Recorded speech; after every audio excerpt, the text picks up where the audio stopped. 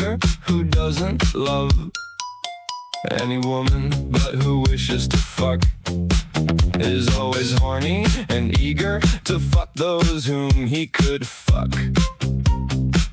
He is so eager to fuck all the time that he calls himself Sir Fucking Fucker. Alas, sad and afflicted, and says that he dies badly and life's worse.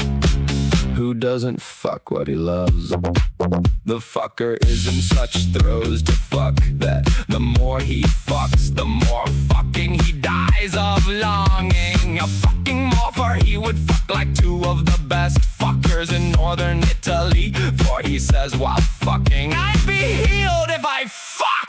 One calls him Sir Fucking Fucker, alas, sad and afflicted, and says that he lives badly. Who doesn't fuck night and day what he loves?